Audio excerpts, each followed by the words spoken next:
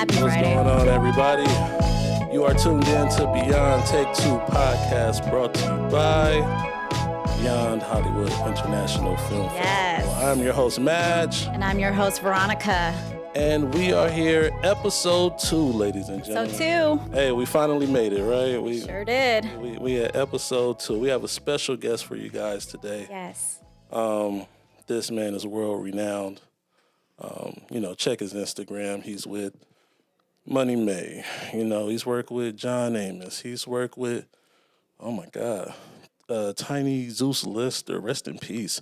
He does it all. This man, he does it all. He is a director, producer. I think he do like special effects and all that, right? Yeah, he do a little bit of everything. Wow. My man Stelly is in the building. In the building. Everybody. Clap it up, clap it. No, we ain't getting no applause. What's up? What's up, everybody? It's your boy Dale Stelly coming to you live from Gardena, California. Man, we in the building. Gardena. So how you feeling today, Dale? I'm feeling blessed. 23 is going to be a great year Yeah. for us, Awesome. So today's episode is about getting your foot into the industry. And we wanted to make sure that we had somebody who not only has a foot in the industry, but, got their whole body in there and, Yeah. can really teach the people what's going on. But first, before we start, we have popcorn. Gotta try the popcorn. Gotta try some popcorn. okay. We got new popcorn today. New popcorn. Kettle. Some Tom Clark's. Tom Clark. Is that what it is? Tom Clark's? Yep, and it's like a butter toffee. Butter toffee. So let's popcorn. try it. Uncle Tom. Oh, that's a big one. Oh, yeah. Yeah, you love popcorn. You gotta try it. Let me man. grab. I kind of cheated and, tried it earlier, but Don't let it fall. I'll try another one. Don't let it fall. All right. I'm going to just take this. Good? Yeah, How does it taste? it's good. Yeah? Yeah. What do you rate it? 1 to 10. 1 to 10, Dale. It's up there with Crunch and Munch.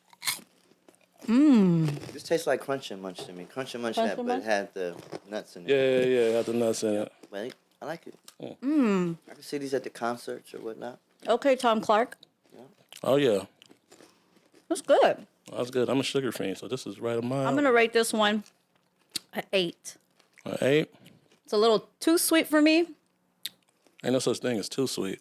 Yes, sir. I'm going to give it a... Sugar rush, right? I'm going to give it a 7.5. 8 is straight. I'm with you, Veronica. Let's go. An 8? All right. Okay. We're on the same page. Good job, Tom Clark. Send us some free popcorn next time now. All right. Yeah. Yes. So, Dale, I know we only got you for a little while, man, so let's get Let's right into it. Tell the people, a little bit about yourself. For those that don't know, where you from, how you got started in film and everything. All right, I'm from L.A., California. We come with the waves for the babes, curls for the girls. Okay. Girls. How we do it in Cali, swagging. But yeah, it's a finicky business, and depending on what age you are, and depending on what steps you took in your life to decide what you want to be when you grow up. Some people figure it out when they 20, 21. Some people figure it out when they 30, 31. Right. And hopefully for people that are interested in the film business, you know what you want to do like sooner than later. Because honestly, you want to at least have 5-10 years in the game before you're 30. You know what I mean? So like teenagers and people in college who trying to find their lane or find their way, to their passion and figure stuff out with the film and TV. I advise people to try to get into it right away because it takes you a few years just to learn all the facets of the film game. Right. On set and, PA, craft service, second AD, first AD, coordinator, production manager, line producer, executive producer, director, writer, actor. Right. You don't just learn all those categories overnight. You know what I mean? Right. So, I suggest anybody be humble, start from ground zero, even craft service or PA. That's where I started, to believe it or not. I went to Cal State Dominguez Hills right here in Carson. Right, Carson, You were stand craft up. service? Yep. I was too. And I didn't even know what fucking craft service was. Oh my God. right, Did you do the right. food or did you do construction? All right, listen. I thought it was construction. I was a junior, senior in college, and way. At that time, I was like a BT crackhead. Love BT music videos. Okay. I was going to get on a set or what have you. I was studying film and TV at Dominguez, and everything is kind of lined up. And my friend from New York, Greg Hall, shout out to Greg. He's the one that kind of gave me opportunity to work on the set. And he was like, yo, I just did Montel Jordan's video as a PA, but they need somebody for the next video for craft service. What a trip. Like, craft service? That must be like arts and crafts or something. Right. Well, we do everything, right? Right. Yeah. And I went to the production studio thinking like, okay, they're going to make me work with the art director or something. Yeah. I'm trying to use my common sense. An executive producer gave me a grocery That's list. more like set deck. And it was like, yo, go get the stuff for, this was like 95, I did my first video on set with BG Knockout and Dre Stud. Oh, Wow. So I started out craft service in the What a beginning of the day. trip. Yeah, and ended up a PA. And then the director who owned the company liked me and he kept bringing me back. So I was luckily to make an impression on a production company. And you have to be personable if you're going to be in this business. Yes, you do. Humility, being humble, and personable, you'll go a long way. But being cocky and having an ego and thinking you're better than everybody and all that energy don't mesh with film and TV people. You know what I mean? But yeah, I suggest being humble, starting out as soon as you can, as far as, if you're in your 20s, offer, to work for free, to build a relationship. Just like once or twice, like, hey, I'll come lend a hand on set or what have you. And it's kind of like, when you work a job a week before you get that first check. Yep. Yeah. It's kind of like similar situation. You got to be willing to put in like some sweat equity in the film and TV game. Right. And then it'll come back to you, in forms of a job or I agree. being friends with other producers. And you build those relationships. Exactly. Yep. That's what it's about in this industry. Wow. So let's get more into your, directing. So what is your process? My process is basically, honestly, I spend 80% producing and 20% directing. And I spend 80% producing because you got to find the money, you got to write the script, cast it, location scout, all that. So before I even get to directing, I got to lock in the budget, lock in the logistics before I'm actually able to say action, roll camera, roll sound, all that. That doesn't really happen until after, you get through the producing part. Right. And then the directing, that's when it's fun. When you're directing, that means, a budget been locked in, actors been hired. The work is done. Somebody Real did work is something, in the right, direction as far as putting up money and believing in the project and creating a platform for people that's been going to school for acting or training for acting or sound, whatever. Whenever a movie is greenlit, 20, 30 people are hired. You know what I mean? Yeah. So that's a good feeling knowing that I created a project that numerous people are able to get hired and work on, their craft in front of the camera or behind the camera, what have you. So it's a good feeling, to employ, the people that you want to, employ or whatever, and getting creative content out in the urban marketplace. Like my lane is the urban lane. I've done a bunch of films or whatever, but I connect with the urban lane. Yeah.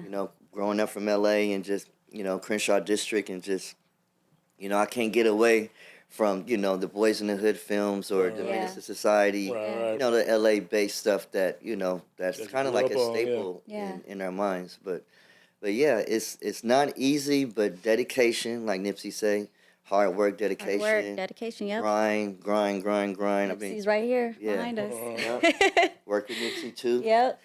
But it's a grind. And long as that you're built and have some thick skin. Yep. And you'll be able to survive and make it in Hollywood. Yeah. But nobody makes it overnight. There's a couple of people that may hit the lottery or whatever. Right. But they don't have our paint job. You know what I mean? Yeah. Exactly. But, when you got the right paint job, things happen faster for you. What I noticed. But it's all good, and hard work do pay off in Tinseltown. I have to admit that. You do, when you keep your foot on the gas, you'll get some results. It might not be the results that you're looking for, but it'll be results that'll push you to the next level, which I noticed. Dope. Yeah. Now, I know for a lot of filmmakers, funding is a hard thing to get when they're trying to produce their films. How do you go about getting funding for? Because you have a lot of films. Yeah, I mean, I go around the neighborhood recycling cans and stuff like that. Oh man, get out of here! You don't stop it. Yeah. You don't stop it. No, I mean honestly, finding money is like finding Tupac. All right, and Tupac is out there. I find him, then I lose him. You know what I mean? Right. Like Elvis, he's Right. alive out there somewhere. But yeah, when you believe and you're passionate about the project that you're trying to get financing, what have you, and you have a little success, like I put my first movies out in Blockbuster in '99, Wow, 2000, Blockbuster. and that was like if Instagram and Facebook and all these social media apps was out when I was popping, Right. I'll be big time You're popping still right popping. now. What are you talking about? You know what I mean? But yeah, I started cranking out movies 99, 2000, and the industry started transitioning to digital, like Blu-rays and digital, like around 2006 to 2010. Wow. Things started shaking up, and you have to adjust. And back in the day, I was shooting on film, 35 millimeter, Super 16. Oh wow. You had to shoot on film to be considered a filmmaker. Right. Only people with budgets and a education to know how to expose film and shoot film, it was a different kind of game. But then industry came out with these fucking HD cameras, and everybody and their mama think they're a director and a DP now. and it was just another transition to try to like get adjusted to. Right. And which means that the market got saturated with a lot of bullshit. Everybody thought they was Spike Leroy out here shooting stuff Spike on Leroy. the Canon XLs and whatnot, but it was saturated with a lot of trash. Right. Yeah. Right. So it means that the real people like myself had to step up production value with storytelling and the quality and the angles and the actors to separate yourself from the trash. Right. You know what I mean? So just when I figured shit out, they allowed these digital cameras to come out to allow everyone to, Be a to director. tap in. Right, You know what I mean? right. I ain't mad, but I wish they would have waited till after I got.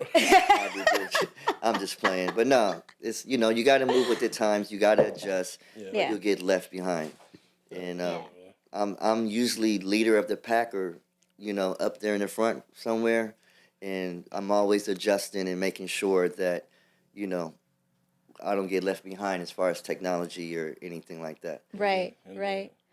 Wow. You have a question? So what projects are you working on right now? Right now, I'm working on my first original TV series with a partner of mine in New York called No Turning Back, based on a book. I'm a producer on an all-black hot TV show called Double Cross. Okay. We're shooting season 5 this year in LA, and I've been the main Wow. producer on that Congratulations. for the last 5 seasons. And Yeah. All Black is owned by AMC. Shout out to Brett Okay. and Nikki Love. They're running the company over there, and they take care of my partners, Howard and Crystal Gibson. They're my executive producing partners. And I got a movie coming out called Bomb Pizza with Snoop, Marcus Pope, Ray J, Jackie Long, Masika Kalisha. I did see that bomb pizza. It's like a Friday. It's a new age Friday. Nice. Comedy. Dope. Marcus Pope plays like a gigolo pizza man, and Snoop Dogg gives him the recipe to infuse the pizza with weed or whatever. Oh my God. It's a course. perfect LA kind of Yeah. film, to sit back and watch. Yeah. And what else I got? Well, tell us about the side chicks of LA. Oh, Side Chicks Yeah, LA. what's up with that? All right. I was interested in Oh, that. you just want to know about the side chick. Okay. Yeah. All right. Who's so, exposing them? a lot of people. Who's responsible for that? Actually, my partner, Trelly and Charlotte, Yeah. they came up, him and his partner had came up with this idea for a song called The Real Side Chicks of Charlotte. This is crazy. And I convinced them, like, yo, we can turn this into a reality show. Yeah. My friend, he's really good with the artwork, and 704 had a banging single, and we manifested The Real Side Chicks of Charlotte. And What a trip. it started out as a teaser. Then it started out 6 episodes, and pandemic came. Yeah. And the shit blew up, and Wow. I didn't think it was gonna be well received as it has been.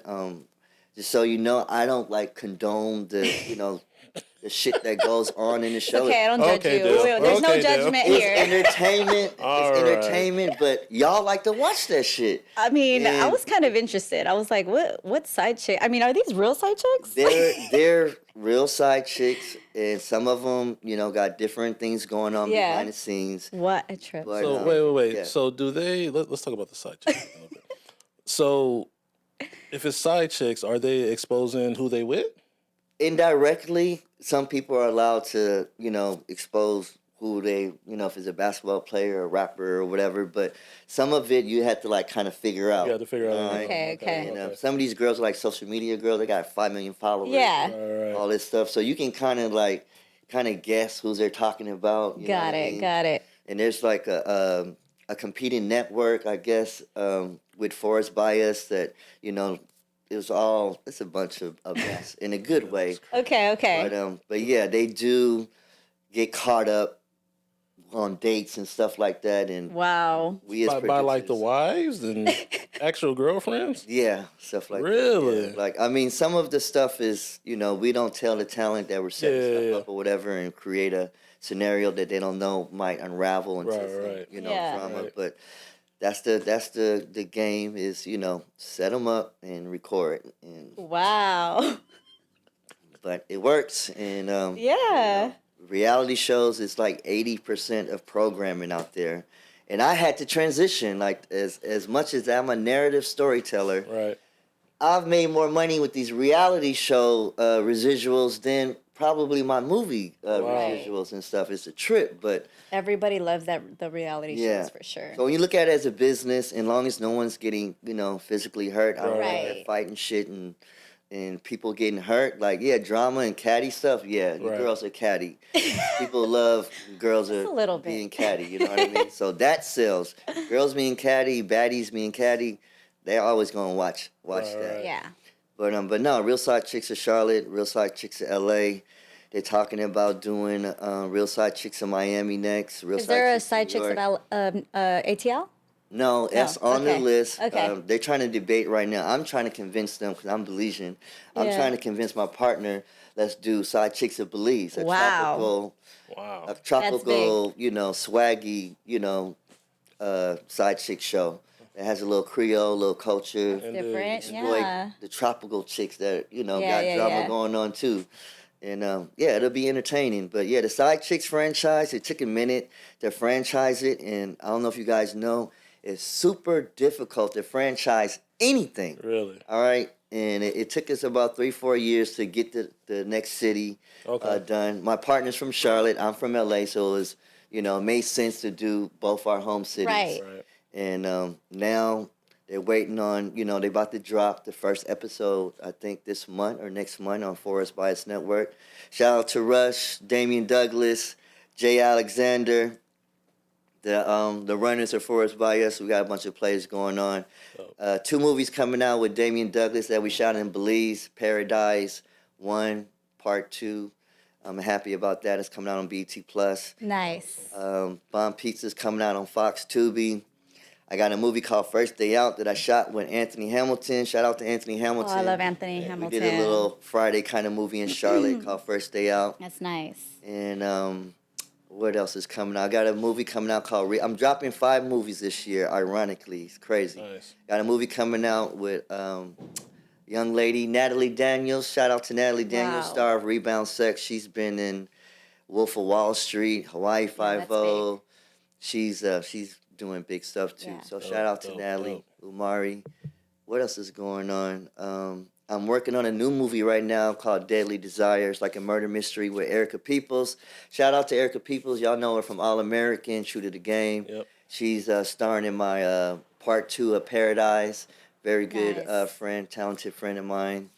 And what else is going Damn, you on? don't stop working. God, man. no, yes. I stay on the grind. It's It's funny because great. when every time Wally we'll send you up to get you here. Every time I talk to Wally, he's like, "Yeah, man, he's in the studio. He's doing always working. You know what I'm It saying? took You're a minute always in the studio. to get the engine like to be going full steam. You know what I mean? But now, like in this business, you can't take no breaks. Right. Like if you try to take a year off, it might take you 2-3 years just to get back to where Exactly. you was. No, Because I agree. motherfuckers is moving. It's Yeah. moving, sticking and moving. Talk to us a little bit. I know you got to go in a minute, but talk to us about distribution. How do you go about like your distribution? Well, that's a secret. Nah, I'm just playing. Oh man, No, distribution is finicky. Distribution is finicky. Thank God, there's a lot of platforms out there that, if you got a good product, you can, get it out there. But distribution is finicky. Like the advances and all the stuff that was going on before, if you're not like Drake, you know what I mean? Right. You're not getting those looks. Drake is still getting the big budgets. He's Yeah. still backed by the label. But independence, everything done scaled down. You know what I Yeah. mean? Right. The videos then came down to $1,500. I mean, back in the day, a low budget video was like 25,000 and up. Yep. So Right. everything then kind of scaled down, and only like the strong survive. So it's like the strong got to just keep, even if they're not getting what they want, you got to keep taking and keep chipping away. But with distribution, with Netflix, Amazon, Hulu, Fandango, Roku, you name it, Tubi. There's a lot of opportunities for independent filmmakers now, more than ever. Okay. Yeah. And the thing is, if you got something bankable or commercial, more than likely you got some stars in there. You know what I mean? Definitely. But if it don't have no stars in there, you're going to do the 70-30, 75-25, 80-20 split like everybody else is doing. And Yeah. you got to market it on social media. And you kind of got to hope for the best. And there's no really guarantee that, that shit is going to take off. Right. But you just got to, like I said, keep your foot on the gas and the focus Keep on... that momentum going. Yeah, and Yep. focus on a good script. Yeah. Like, long as it's a good script, have your people read it, other colleagues read it. It's hard to fuck up a good script. You know what I mean? Right. But it's hard to take a bad script and make it good. Right. So the script is the foundation. So if you got a fucking good script, Yeah. good story, and you get some decent actors, you should come out with something decent that the marketplace is going to admire. And we're all a product of our environment. So if you like it, probably 50%, in my mind, will kind of gravitate to it too. Right. So I try to do commercial, marketable things that is relatable to the masses. Like, I'm not trying to do no artsy fartsy shit. Like, you know what I mean? Like, do something that's like people can relate to. Exactly. relate to. And a lot of people like coming up stories or, struggle stories and, winning at the end or vice versa. But yeah, it's all about good storytelling. Definitely. All right, and what do you have to say to anybody? Last thing, what do you have to say to anybody that's coming up? Like you said, high school, early 20s, coming up, they doing their thing. What advice do you have for them? What can you I would tell them? say, offer your help as much as possible. Find you a mentor. Find you a mentor that you're not nagging them, but you're inquiring information, and you know what I mean. Like, find a mentor. Like, I mentor a lot of people. I can't mentor everyone, but put in the work. All right. First of all, you gotta add value. You gotta put in the value. work. A lot of people just want the sky to fall on them, but you put in the work, the dedication, the passion. Picking up the phone, the emails, checking traps, seeing what productions are out there. Keep your finger on the pulse, and make friends with people that's already in the business, and offer your help to them for free, and you'll get the door open, and eventually free would turn into pay me. Right. You know what I mean? Indeed. But if you go into it, pay me now, and you have no experience, nothing under your belt. It's hard. It's hard. But living in LA, I get it. Everybody want money. It's hard to do things without money in your mind or whatever. But you just got to figure out like how to manage your time properly. And I would say, please keep your day job. Work a 9 to 5. If you want to be a filmmaker, work a 9 to 5 and use whatever money you can and shoot on the weekends. But you cannot freelance in this filmmaking land unless you got everything, lined up. And it's going to take years to lined up, like distribution and a couple of projects is bringing you royalties so you can, chill a little bit. But right now, there's no chill. And living in LA, you need money. So I advise you millennials, keep your day job or manage it's 24 hours in a day. Like figure out your schedule and always leave room on the weekends to shoot. Make your money Monday through Friday and shoot Friday through Sunday. Rent the camera on Friday, turn it back in on Monday. If it takes you a month to shoot your movie, at least you're getting it done. Yeah. You know what I mean? Sometimes you can't shoot it all the way out like some people or have the budget all the way up front, but shoot a little on the weekend, get a passionate, team that wants to see you win and pick a winning project, and everybody will team up to see that project to completion. Indeed. Dale, tell them where they can find you if they want to get in contact with you, if they want to follow you. You can find me in the bank making deposits. First Entertainment, that part. When I'm not making deposits, you can find me on set anywhere in the world. That part. That part. I am done with Dale. Yeah. Hey, Dale, thank you very much, man. Yes, he blessed us with so many gems. Appreciate you. Thank you so much for coming. My pleasure. Thanks for having me. That is Dale Stelly. He is about to leave the building. I am Madge. Salute. Who are you? And I am Veronica And this is Beyond Take Two podcast brought to you by Beyond Hollywood International Film Festival. We want to thank Dale again for blessing us with those gems, those jewels. We hope you learned something today. This is episode 2. We are about to wrap it up. Thanks to the whole team for, looking Follow out me. for us. Follow me at Stelly Entertainment IG, at Stelly Entertainment, STELLY Entertainment. There it is. There it is. And you can follow us at Beyond_Hollywood. This is episode 2, and we are done. We'll see y'all later, y'all. Peace. Beyond Take Two. Take a walk beyond Hollywood. Beyond the lights, camera, action. Is the hard work